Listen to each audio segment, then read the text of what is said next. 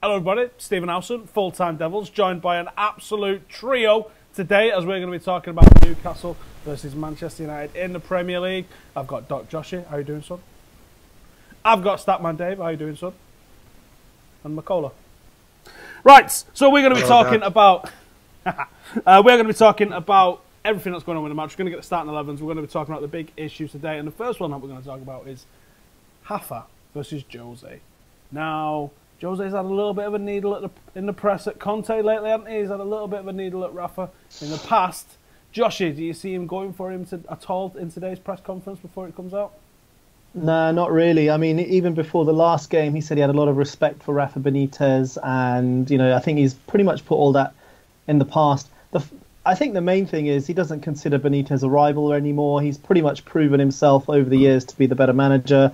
And all that stuff in the past, I think it's part of Mourinho's, to an extent, pettiness. When people are around him and he's just trying to get under their skin, he develops this rivalry. And it's happened. We've seen it in the past. But, you could just see Benitez basically followed Mourinho around a little bit with Inter Milan, Real Madrid, Chelsea, and didn't do as well. And so Mourinho doesn't consider him a rival anymore on any sort of level. So has basically taken a step back on that front. And I don't think he'll go after him, even though in the past he has done. Wait, are you saying that we're going to get Rafa Benitez as our next manager? Is that what you just said?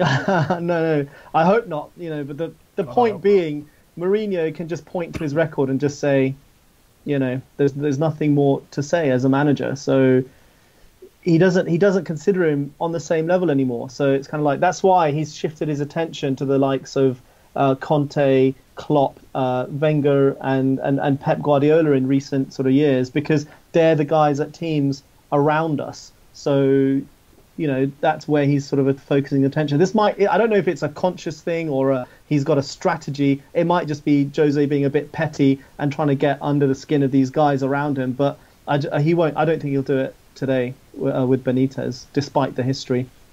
I don't think there's much in the rivalry between the two of them. Or do you reckon it's too far gone now? Nah. Well, I didn't look at it the way Joshi had looked at it, like with Rafa following him around and just not doing as well and probably taking a bit of sting out of things. It was like Wenger and Fergie. When Wenger became rubbish, they became best friends, didn't they? But I mean, I looked at it from the perspective that Manchester United, Newcastle United aren't really rivals. Say that, I'm probably going to slap us on the weekend.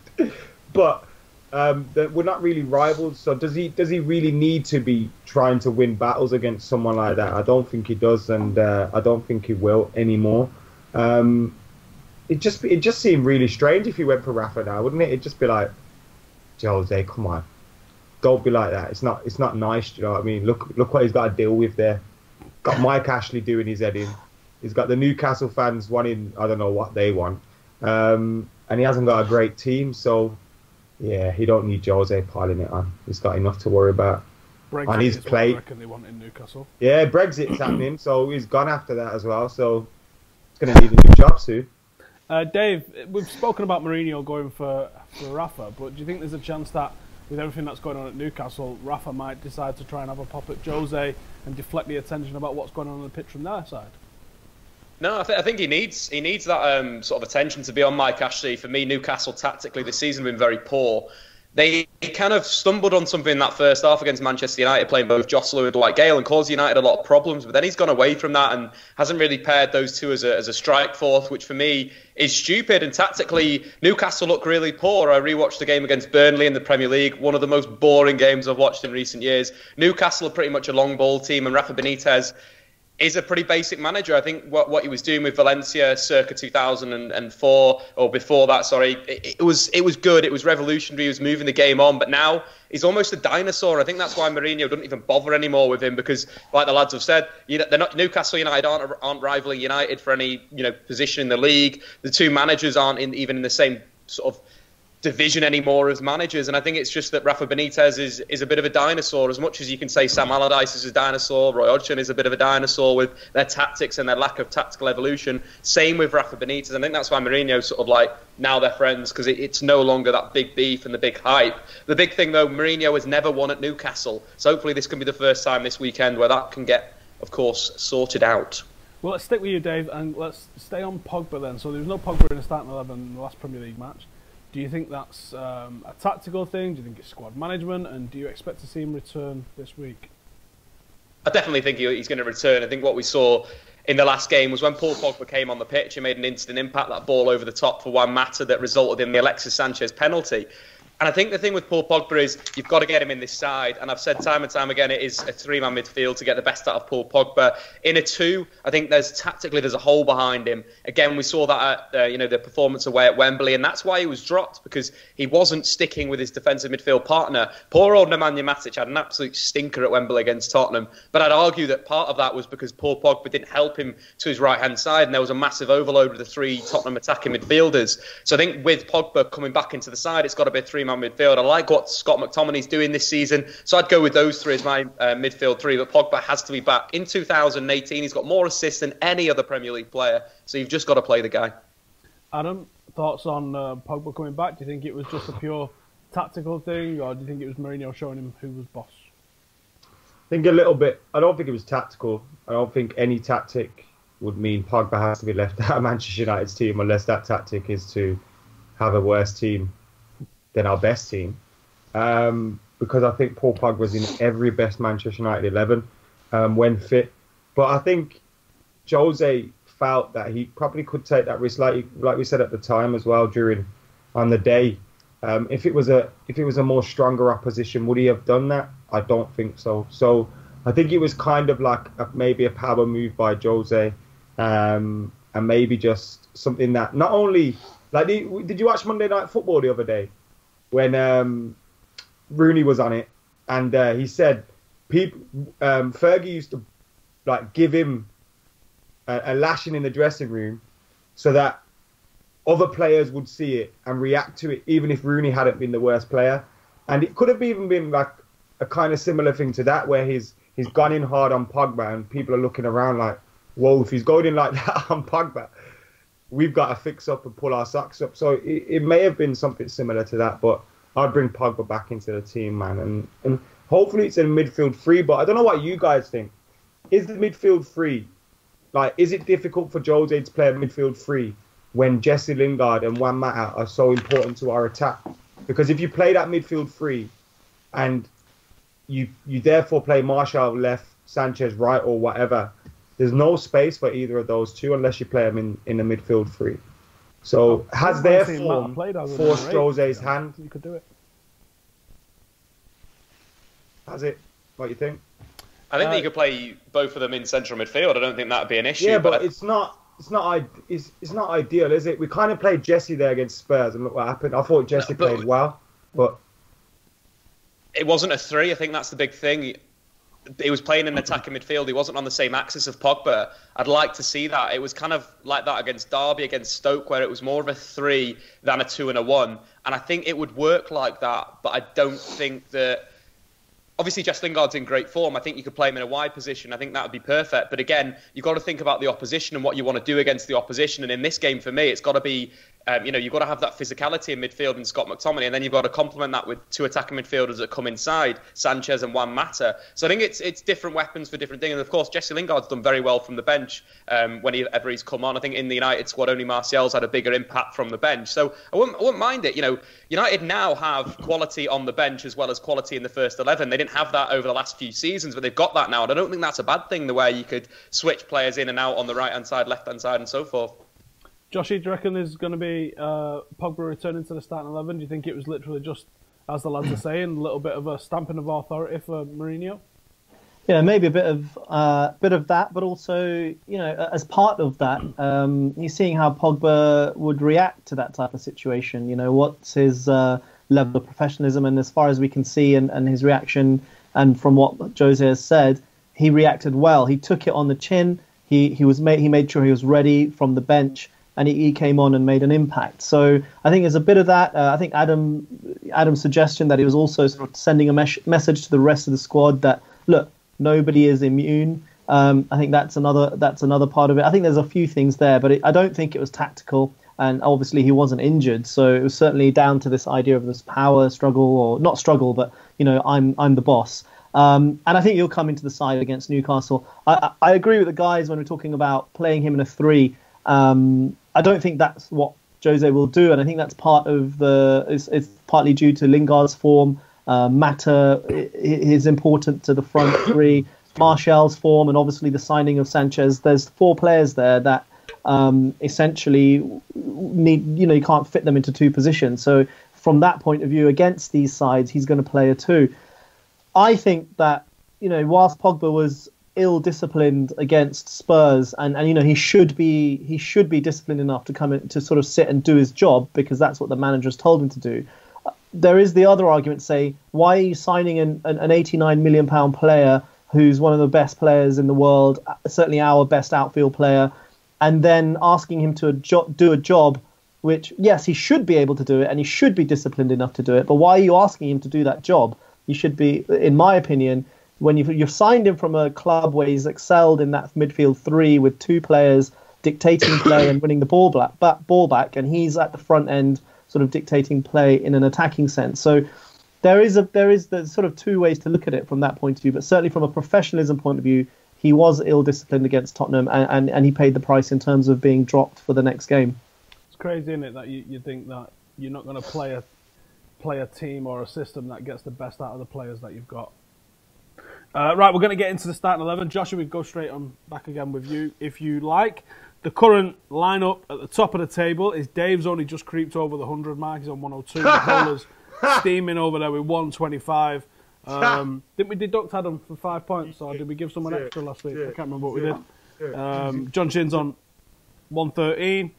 Joshi, I can't even find you on here. Where are you? I'm 4th, bruv. Oh yeah, on 65. You've got half as many as McKola's got.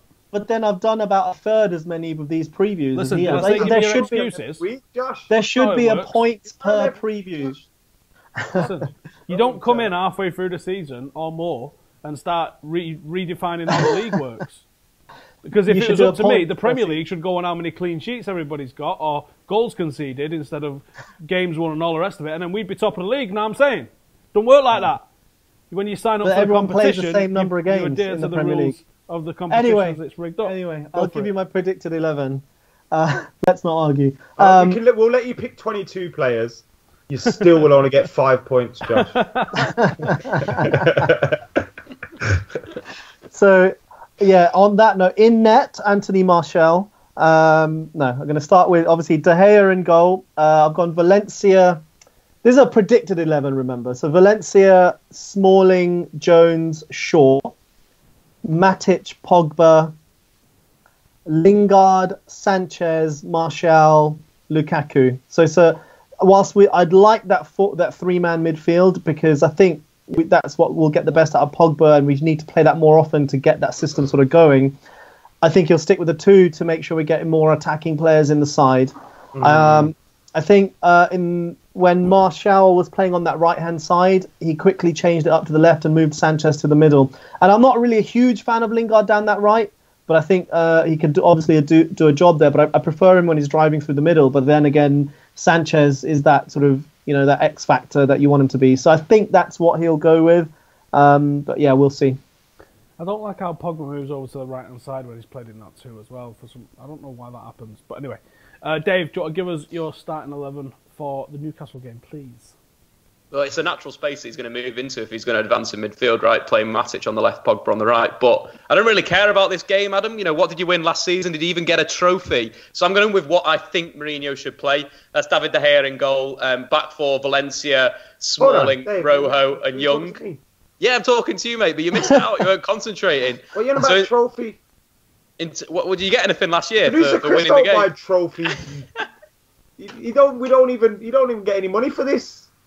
Pride. He gets fed in respect. He gets paid in food and likes. Right. Unless we like the video, Chris don't get anything.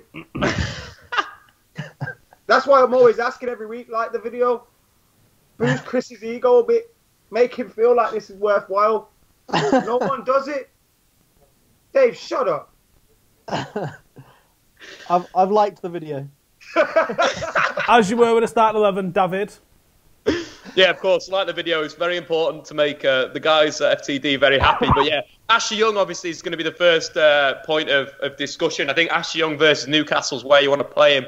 You don't necessarily want to play him in the bigger games. I did mention that the Tottenham game, Ashley Young probably not needed, but against Newcastle, where the weakness is defending wide areas and stopping crosses into the box, you want someone like Ashley Young. Take you back to the game at Old Trafford. 3 of the 4 goals United scored came from crosses. Of course, Ashley Young with a fantastic assist for Chris Smalling. The thing with Newcastle is they do defend the wide areas with 2 players. The winger drops back, the fullback come out, but they're so bad at stopping the cross. They're so bad at putting pressure on the ball. Then when the ball comes in, obviously there's less players there to defend it. And of course, you've got that, if you're throwing a centre-half up, like in a set piece, like someone like a Chris Smalling, you've got a position there. But I think Ashley Young, crucial in this game to giving United width in the final third, which obviously means United needs to play a 3-man midfield to have that control. So Nemanja Matic can cover the wide areas, of course. I'm going to go Pogba, McTominay for the reasons that I said before. McTominay's work and ability to support Nemanja Matic defensive midfield is going to allow Paul Pogba to attack. And then a front 3. There is a front 3, but I'd like it to be more of 2 sort of narrower players, Juan Mata and Alexis Sanchez, again getting in between the Newcastle lines. Again, another weakness of Rafa Benitez's team, with, of course, big Romelu Lukaku through the middle. Before we come to Adam's team, we've got some comments for y'all. For y'all. Senior Trey Santos says Dave loves youth players. What's his name? Senior Trez Santos. Sounds like he's good. Sign him up. There's definitely people that have done less scouting to sign a player, isn't it? Timothy says McT at the moment is being hyped too much. I would tend to agree on that one. I think he's been quite basic. I think he's not really done anything special. But there you go. Tribal at RA says, I liked that it seemed that Pogba accepted it and had no problem with it. He is a professional. Yeah. I don't think he's got a bad attitude. I think, and we can come on to that. If you want to check out the podcast, there's from yesterday, there's obviously a lot about Paul Pogba being criticised for dabbing. Can we get on this, actually, for a second? Paul Pogba got more criticised for dabbing than I've seen all these players that have been done for drink driving and stuff get recently. Dabbing a young disabled boy versus drink driving and breaking the law, and the news stories surrounding it, ridiculous. Drinks on Firmino, remember that? Drinks on Bobby. That? No, do you remember that? Do you remember that? Adam, zip it. Glenn Fletcher says Pogba is second to Alexis. We've got to stop building a team around him and speed up. I disagree, because the ball doesn't get to Alexis enough if you're not playing through Paul Pogba. He is our best channel to get it from back to front. Coco Teo says McTominay may not be world class, but he is disciplined and hardworking, does a great job helping Matic defensively and transitioning defence to attack with simple passes. I think in a game like we've got here with Newcastle, I would like to see Juan Mata played in like that David Silva role as an attacking number 8. I don't think you need 2 defensively minded number 8s. Yeah, I think you can have him occupy that central space. Yeah, but that's not the way to unlock Newcastle is to get behind Mo Diarmi at the moment, because he's so positionally inept. A little bit like how Pogba moves into midfield. That's the space. You get into that space by playing Juan Mata on the right hand side, not as a central midfielder. I think you get in behind that space because you're going to have Pogba, and then by playing a 3 like that without Mata, you can play Sanchez or Lingard on the right hand side, and you're going to get behind him using natural width rather than the inverted style you have with Mata.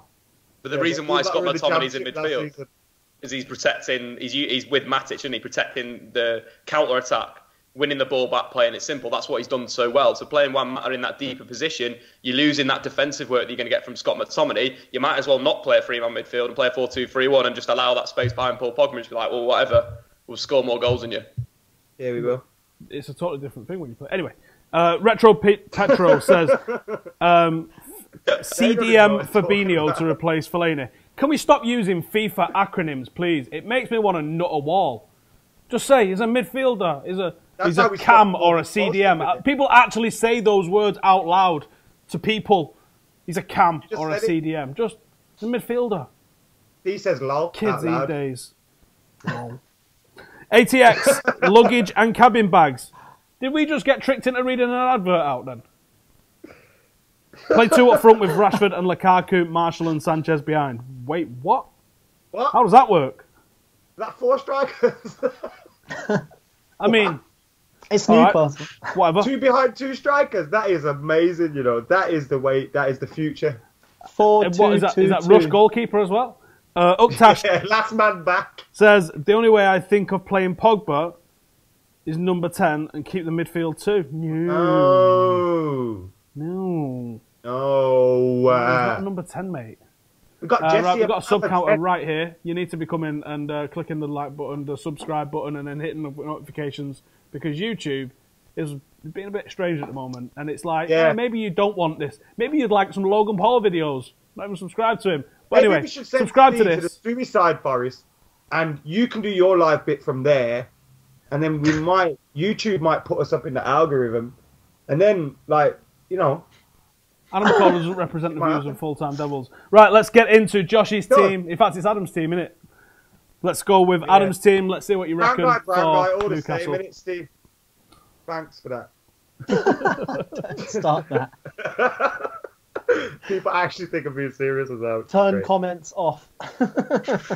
My team is, I've gone with a 4-2-3-1, not because I think we should do that, because Jose Mourinho, because until he sorts his defence out or gets that extra third midfielder that he's happy with, we're not playing a midfield free. Something's stopping him from doing that. Otherwise, he'd do it so many times.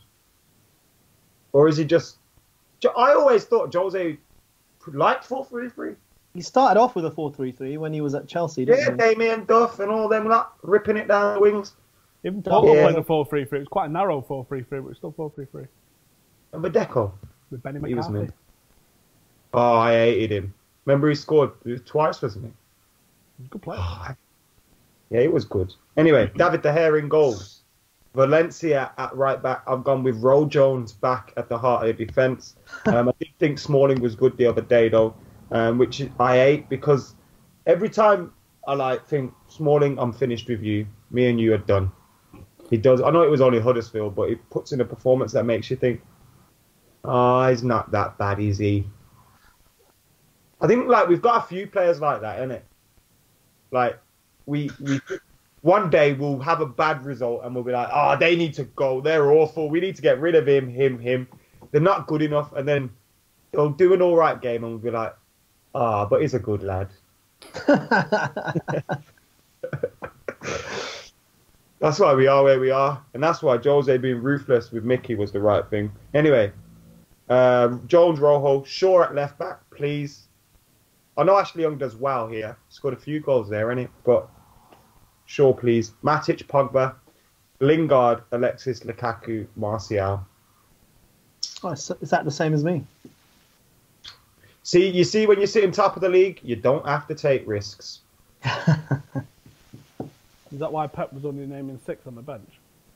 I like the idea of Roe Jones in defence. I do. But I like the idea of getting Bay back more. Yeah, I can't wait for that day. Yeah. I Feels missed like that. he played about half a dozen games for us this year. That's a really big issue, you know. His injury, he is fairly injury prone, and you know he's a quality player, and he's much better on the ball than like Smalling and to an extent Jones as well. And it's a really big issue when the fact he's not fit enough. And then with Lindelof, he's excellent on the ball, but then he just defensively he's been a little bit off the pace. So I'm hoping those two can really sort it out. I mean, obviously this season maybe not so much, but for next season, because the passing from the back with Smalling, Jones, Valencia and Young is awful. You just can't. That's why Tottenham were all over us. They knew that you weren't going to be able to break through into the midfield. And whenever Pogba received the ball back to goal, Matic back to goal, so he's facing his own goal, and then you're sort of stuck. And that's why they were all over us, because the distribution from the back was just terrible. Anyway, you know what I also thought about as well? Jose made 4 signings last season, and for large parts of this season, he's had none of them. Mickey, because he's been poor, or when he was here. Pogba, because he's been injured or suspended. Bay, because he's been injured. Statman, because he's been injured. Those 4 players last season were so important to United's improvement, and we've had none of them this season. So, and we've had We've had a back four of what we thought our transfer list out would have been when Fergie left. Yeah, these are guys that Fergie signed well before he was finishing as well. Two players that used to be good wingers, and two centre halves that were supposed to be really amazing. The other problem with Valencia, I love him. He gets up and down that right-hand side really well. But when he's in that final third, he's got 0 assists this season. Yes, he's got 2 goals. But his passing and his crossing is just not good enough. And Lukaku wants that crossing, doesn't he? He wants that ball which he can run onto. You saw that Mata cross the other day. He finished it first time. That's what he wants. So when he's in those positions in the box, Valencia pulls it back, and then Mata's coming back if he's on that right hand side. Lingard again, the dynamic's not quite right. I love Valencia. He worked so hard, and he's done brilliantly as a converted winger. And Ashley Young has also sort of similarly done that. But their passing and their sort of game management and game intelligence at times is just really poor in those areas where we're trying to break through these high pressing teams. That's why Tottenham are all over us. Liverpool could be all over us at times, and it just doesn't. The distribution at the back is a huge problem, I think. Right, let's talk about Newcastle. We'll stick to you, Joshi. What do you know about these? What do we need to be looking out for? What's the threat? Well, I mean, look, Dave alluded to it earlier. Whenever I've watched Newcastle this season, they've sort of been okay at most things until they get in the final third. They don't have that player that can beat a man and turn a trick and open things up a little bit. John Joe Shelby is hot and cold. He does have a decent passing range and every now and then can bang one in. So there's a little bit of a threat there. I think Kennedy coming in from Chelsea, he's got that little bit of a trick and a pace, and that might be something different that we need to deal with. I think he might play on the left-hand side for them. But I don't think. I mean, we all know the problems that Newcastle have had in terms of transfers in. This is largely the Championship side. Dwight Gale was excellent last season in the Championship. Not so good this season. And he did score against us at Old Trafford, so he does have that pace and stuff. He just doesn't have that extra level of quality. So if we don't beat them, it's going to be more to do with us being really poor and making mistakes than it is going to be with the way Newcastle play. Because I think even when they play well, they don't have necessarily the quality to hurt the better sides. And we saw that when they recently played City. I watched that game and they did okay. They fought hard and they got into good positions, but they just didn't have the quality. But Kennedy might provide a bit of that. Aside from that, like I said, Shelby. But we should, famous last words, touch wood, be fairly comfortable against these guys, although Mourinho's never won at St James's Park. So, Dave, you got a little bit excited then when Joshi mentioned Kennedy. You think he's the threat? Ooh, Kennedy! Ooh. Sorry, Dave. I mean, you can speak if you want. Yeah, sorry. Am I allowed to speak now, Matt? After hope that Kennedy is, hope he doesn't do the damage against United. He's been very good in the last 2 games against Palace and against Burnley. 2 pretty poor games for Newcastle in terms of what they were doing. I think what Kennedy's got on that left-hand side, he's got a good delivery. His crossing is very good. Newcastle's last 2 goals have both come from his corners, one of them being a near-post corner that was headed in by Lascelles, and then the next second one was Palace. It was a low corner that was flicked on, and then Diame finished at the back post. So, again, from set pieces, United need to be switched on with Kennedy's delivery. He created the most chances for Newcastle in the last 2 games as well with that crossing. Where, if I were Rafa Benitez, where I'd be playing him, though, would be on that right-hand side so he can cut in on that left foot and shoot. He hit the post against Burnley when he was drifting into that area, but Rafa Benitez is Rafa Benitez, and he's not really moving his team on or moving the game on. Then the other guy that maybe United need to look out for is Soleimani, the fella that they've signed from Leicester City, striker, target man. Someone like Joselu is so basic in what he does. Newcastle punt the ball up to him, he knocks it down, he tries to bring people into play, but God, is he awful 1v1. God, is he awful when he's got to try and put the ball in the back of the net. Missed the penalty against Burnley. Missed the chance where he's clean for on goal as well after some good work from Jacob Murphy. But having someone like Soleimani, who scored a lot of goals at Sporting Lisbon, a lot of goals, he's a striker that if you give him the chances, like we're saying about Lukaku, got to create the right opportunities for him, could be very dangerous against Manchester United. And imagine if he's starting, he's potentially out injured. But if he's starting, if he's fit, Neil and him together, could be a very dangerous partnership. And United didn't sort of do very well against 2 strikers at home if Benitez goes for that, they may do that, but I can't see that. Benitez is probably going to go for Gale and Perez off him, and then whoever around. But again, it's all about United controlling someone like Kennedy. A bit of an unknown, but a very, very good player, technically. Dave, why are you so insistent on people being inverted when they're played in these wide areas? What is it that you like about that? Because it does mind nothing. Coming to this country trying to invert everyone, Dave. It's smart. If you think about the natural side, okay, with Kennedy, if you play him on the left wing, he's crossing. He put in so many good crosses against both Palace and against both Burnley, but Newcastle missed those opportunities. Some absolute awful attempts at goal with their head. But then you put him on the right-hand side, instead of him crossing with that left foot, he's got a great left foot, he's shooting. And I think that is ultimately why it's evolved that way, that inverted players play wide and they come inside now, is because instead of creating a goal, you're scoring a goal. And I think that point of creation's moved deeper in midfield. I think the point of goal scoring's also moved around the pitch. You see players like Antoine Griezmann that play as number 10s that goal score. You see out wide, Lionel Messi, Cristiano Ronaldo. Tactically, it's just the trend at the moment. And you think that these players, Kennedy's only 22, so he's probably watched a lot of Ronaldo, a lot of Messi when he's younger. And he's thinking, well, I want to do the same. I want to come in onto my stronger left foot from the right-hand side and shoot. And it's as simple as that. More likely to score from that position if you're on the other side. I like him on the left. I think he's a cracking player. I think he's really good. He does look exciting as well. Two tricks that I noticed that he seems to like doing quite a lot. One's the outside of the foot pass with his left, round the corner, and he likes a back heel as well. So definitely expect them against United because we'll be on telly, won't they? Mac, talk to us about Newcastle. You worried? Anyone that we need to be looking out for? They haven't won a home league game since October. So it's due. Yeah, so that's exactly, yeah. Buster. I think they've only won one game this season. This year, 2018. They're pretty poor at the moment, but Rafa Benitez is very, very tactically astute. So he'll have a plan up his sleeve. If they can implement that, then they'll be difficult to beat. But like Dave said, I think Kennedy is a player that we have to watch out for. I did watch him against Palace, and he seemed like their most dangerous player. Everything was kind of coming through him. They scored from a corner. Which was a decent taken effort, and they looked like they had a few opportunities from corners. But in footballing terms, I know it's a big pitch and St. James Park, all that rubbish, but seriously, this is a championship outfit, man. Mike Ashley hasn't helped Rafa Benitez improve this side much from the championship side last year. Now, I know they won that, but it's a championship side. They'll make it hard for you, all that stuff, but your quality should be coming out on top, and we should be winning this game. And to be fair, away from home, I know Wembley was a bad one out, but away from home this season, we haven't been too bad. Burnley was a good win. Watford was a good win. Clips up you're going to get talking about them being a championship team when they beat us 1-0. They are a championship team, though, innit?